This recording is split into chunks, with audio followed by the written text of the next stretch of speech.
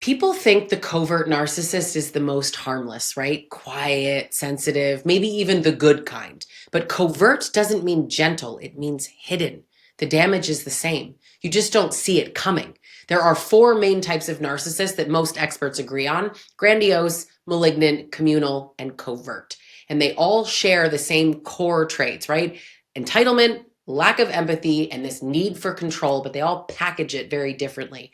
And the covert is the hardest to spot and the one that leaves people the most confused. I'm Lisa Sonni, author of Narcissism Unmasked and 3 other books, as well as a certified coach. And I've spent the last 6 years studying narcissism and helping women rebuild after abuse. I've collaborated directly with experts like Dr. Ramani, Dr. George Simon, Dr. Peter Salerno, people who've dedicated their lengthy careers to understanding these disorders. What I do is bring that research down to real life so you can understand it and actually use it to get free. Now, subscribe if you want to learn how to see these patterns crystal clear and never get pulled back into them again.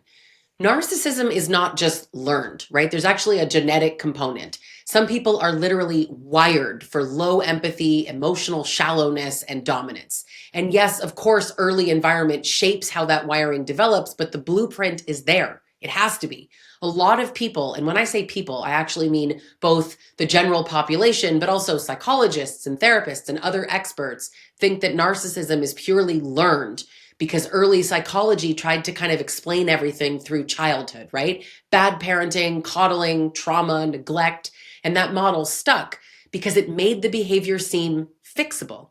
But research shows that's only part of the picture. Somebody can grow up in a loving home and still develop narcissistic traits or the disorder. So I want you to ask yourself, if it's caused by overindulgent parenting or trauma, how do you account for the people who experienced that but never developed it? It's not the whole story. Now, I have other videos on that for more depth on that topic, so please check those out. Now, some narcissists, they grow into like the loud and arrogant type, and others learn that subtlety gets them a lot further. That's covert. That's what we're talking about today. But before we go further, I just want to clear up one other big myth about narcissism in general. This isn't about shame.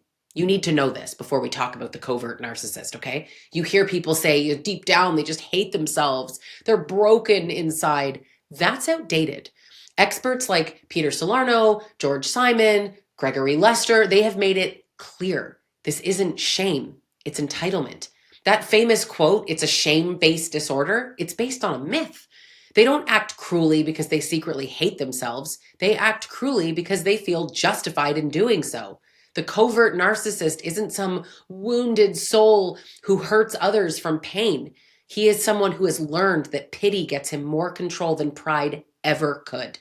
Covert doesn't mean shy, it doesn't mean kind, it means hidden tactics. They don't loudly show off like the grandiose narcissist, right? They sit in quiet resentment, they pout, withdraw, or act hurt so that you come to them to fix it. It's that moody, like self-pitying energy, right? The long sighs, the silent treatment, the nothing's wrong when something clearly is. It's manipulation through sulking instead of shouting. They don't always explode, they erode you, or at least not where anyone can see, right? Now, a covert narcissist can absolutely rage. They can. They just save it for when the door's closed and nobody's there to hold them accountable. They might lose their mind on you in private and then walk out smiling and calm like nothing happened. That's what makes it so disorienting, because to everyone else, they look peaceful or even gentle, and you're the only one who's ever seen the mask drop.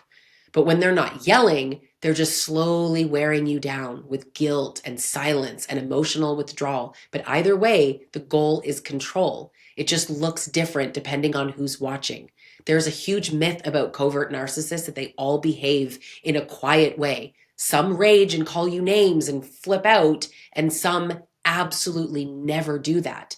And in my personal subjective opinion, that one's worse because it's even more confusing. It's all confusing, but even that is the most confusing. The covert narcissist weapon isn't usually rage, right? And it's definitely not usually public rage. It's guilt.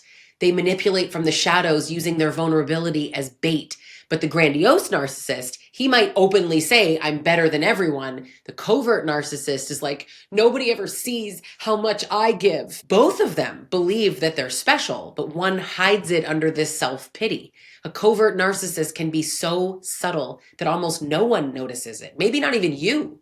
The grandiose is loud and image obsessed. The malignant is cruel, vindictive, and sadistic. And the communal one, he's the hero, right?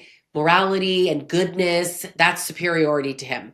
Then there's the covert, self-sacrificing on the surface, manipulative as hell underneath. But the most dangerous myth about them is that they're never violent. People assume that if someone isn't yelling or breaking things, they're safe. Not true.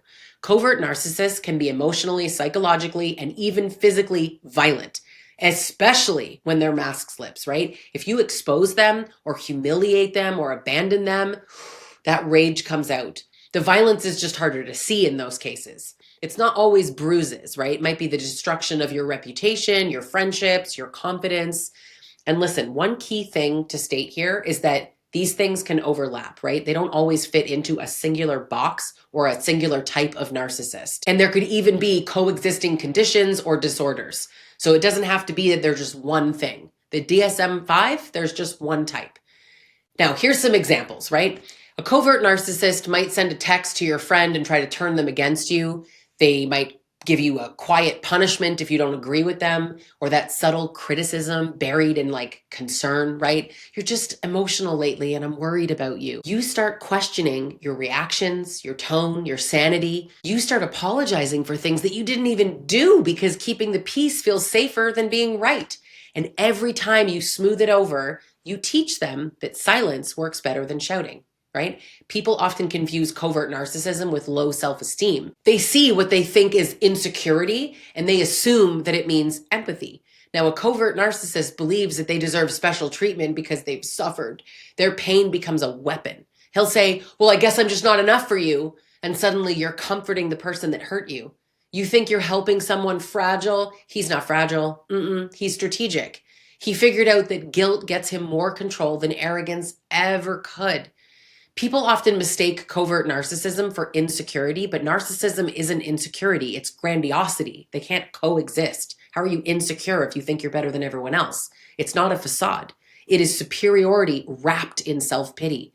They are not actually self-conscious or truly fragile in that sense. They perform fragility because that disarms people. They have figured out that self-pity wins more sympathy than arrogance does. So it might look like they're unsure, but underneath all of this is entitlement, the belief that their feelings matter more than anybody else's.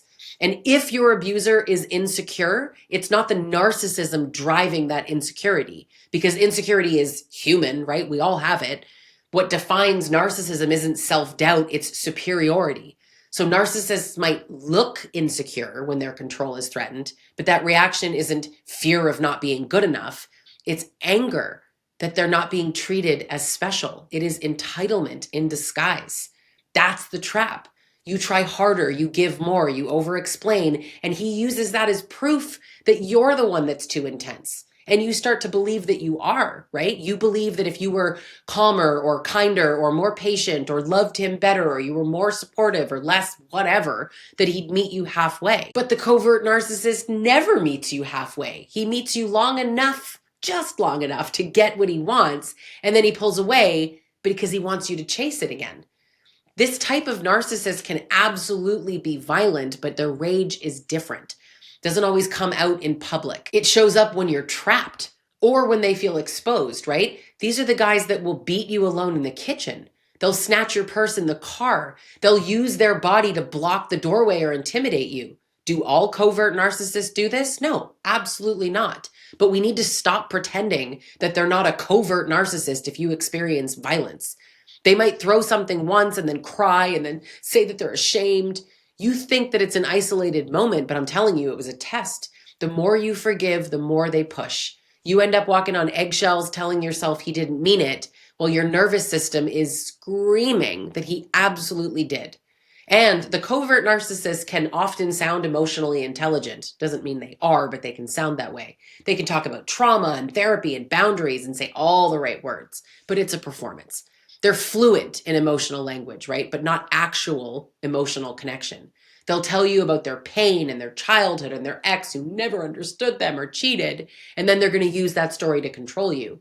They'll quote therapy and TikToks and twist the words. They'll call you triggered. They'll say that you need to regulate. That's because you've done the work, you take it seriously, you start trying to be better, they're doing nothing. And later, if they want to cut you down, they'll quote your trauma right back to you, right? Real empathy is I feel with you, but the covert narcissist version is I can use what you feel. Now, people love to say they don't know what they're doing. Yeah, they do. They do. They know exactly what makes you panic, how long to stay silent before you start apologizing, and how to look small enough that you feel cruel for just being mad, for having a normal human reaction to how they're treating you. Yeah, narcissistic traits can have biological roots, less empathy wiring, a lower shame tolerance, but it doesn't make any of this behavior unconscious.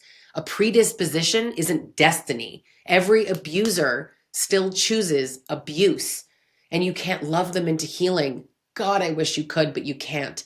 Covert narcissists feed on being misunderstood because it keeps you trying. You think that if you can just show them enough love that they'll finally see the truth, but they won't. Awareness means accountability, and accountability threatens their control. They don't want healing. They only want dominance. So as long as you're explaining and defending and proving your intentions, you are orbiting around him. And that is exactly where he wants you. They study you. They learn your fears, your patterns, your triggers. They're going to mirror your kindness, and then they just use it to rewrite reality. You'll end up apologizing for reacting to cruelty and abuse because they've made cruelty sound reasonable. You start doubting what you saw, what you heard, what you felt. They don't want intimacy. They want compliance. Now, love would mean equality, but control means safety for them, and they're always going to pick control. Covert abuse is especially hard to leave because it generally doesn't look like abuse. They act like lost little boys. People are always calling narcissists emotionally immature, and that infantilizes grown adults making conscious, willful decisions. And then you feel cruel for leaving because he's a little boy. They say things like, I don't know what I would do without you, or you're the only one who ever really got me. And I know it sounds all tender, but it's a trap. And when you start to pull away, the mask cracks, right? Maybe that's when they get mean. The coldness, that vindictiveness, the rage, it usually shows up. They'll smear you, guilt you, even claim concern for your mental health. That's not them changing. That's who they've been the whole time. And when you finally walk away, it's not closure you feel, right? God, I wish it was. All we feel is confused. You grieve somebody who never actually existed. So you start replaying all the apologies and the promises, every quiet night that felt safe, and you start to wonder, was any of this real? You question your memory, your judgment, yourself, and then slowly it hits you.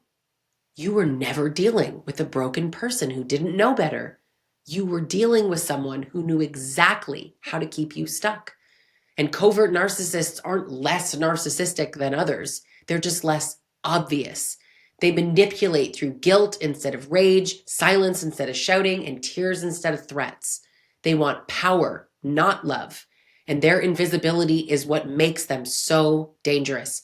You spend years trying to explain why it still counts as abuse. Because if there was no screaming, no cheating, no name calling, no slamming doors, where's the proof?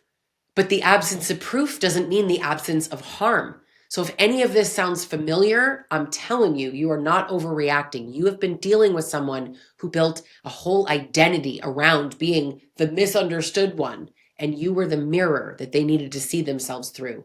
That's why it hurts so much to stop reflecting them back. Covert narcissists thrive in silence.